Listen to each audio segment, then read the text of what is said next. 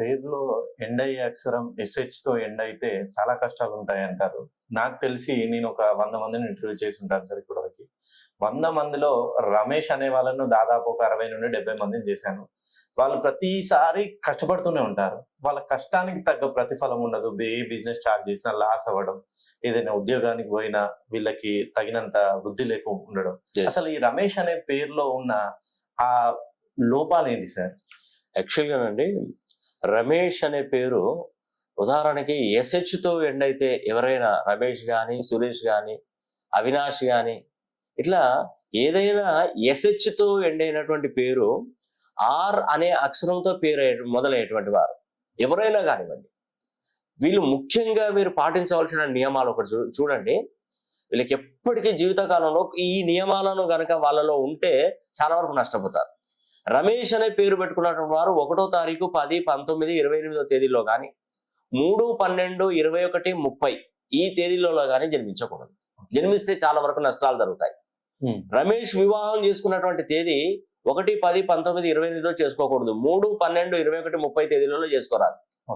అదేవిధంగా ఈ యొక్క రమేష్ పుట్టినటువంటి రోజు వారము ఆదివారం కానీ గురువారం కానీ అతనికి అసలే పనిచేయదు.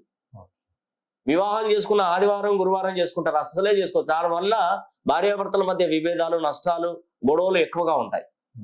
తర్వాత వీళ్ళకు ఎక్కువగా కలిసి రాని రంగాలు, రియల్ ఎస్టేట్ పనిచేయదు. అసలే పనిచేయదు అంటే వాళ్ళు కష్టపడి పనిచేస్తారు కానీ ఏమాత్రం ఫలితం ఉండదు. తర్వాత ఫుడ్ బిజినెస్ లో కొంతవరకు నష్టపోతూ ఉంటారు. మోటారు వెహికల్, మోటారు అంటే వాహనాలు నడపడం, జీవితకాలం నడపండి, ఏ మాత్రం ప్రయోజనం ఉండదు. ఎక్కడ వేసిన పొంగడి అక్కడే ఉంటది. ఒక్క అడుగు ముందుకు వేయలేరు, ఒక్క అడుగు కిందికి పడలేదు. అదే విధంగా ఉంటారు.